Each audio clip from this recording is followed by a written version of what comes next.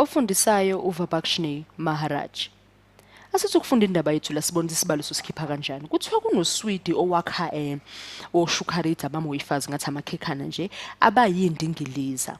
Kuthiwa phakathi ke lo swidi noma leli khekhana eliyindingiliza i-diameter yakhona ingu-16 millimeter. Usuyabuzwa ukuthi ingakanani indawo noma i-area phakathi kulo swidana esikhuluma ngawo oyindingiliza. Asithi nawo uswidi lo noma ikhekhe leli sikhuluma ngalo eliyindingiliza la Shukariti base siyatshelwa ukuthi i-diameter yakhona ingubani ingu-16 millimeters. Asibhale lapha 16 mm. Wena usuyabuzwa ukuthi i-area yawo lo swidi wethu ingakanani. Njengoba ngiqhakazisa lapha phakathi ngifuna ukuthi nje ngicizelele ukuthi sikhuluma ngani nge-area. Sidlulele shuthi sothi A uzoba ubani pi wethu no r squared. Pi wethu base no r squared we radius squared. Sibone 8 mm iradius yethu singakuthola kalula ukuthi nje iradius u8 mm ngoba yini? Ngoba siyazi ukuthi i-diameter yakhiwa yini? Ekhiwa u-radius times 2. Ngakho u16 divided by 2 usipha bani? Usipha u8. Ngakho siyazi nje kahle ukuthi iradius yethu ngu8.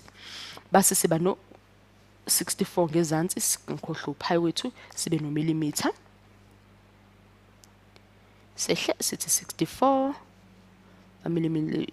millimeter wethu uma sibeka upi ngapha khumbula ukuthi upi uphethwe inamba ethini ubuzikhumbuza ke yathi siqhubeka nesibalo sethu upi umele isindo esingakanani senamba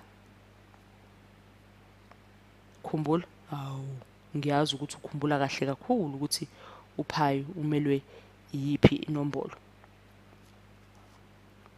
Uma dlula noma siqhubeka siba no pi siyazi khumbuza ukuthi upi wethu umele ubani umele inamba ethi 3.14 ziqhubeke kanjani inamba zethu.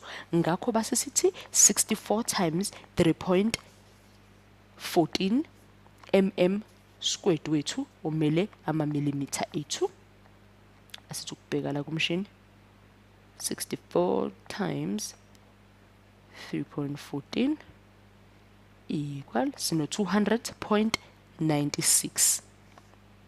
Asehlela singakhohlwa ukuthi siphiweni siphiwe 200.96 mm squared.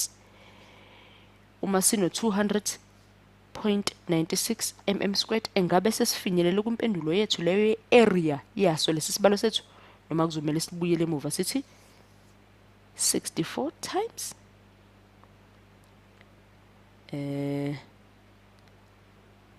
pi sinje ukubhekisisa ukuthi u3.14 wethu nangempela uzosikhiphela into efanayo noma basithi pi plus 200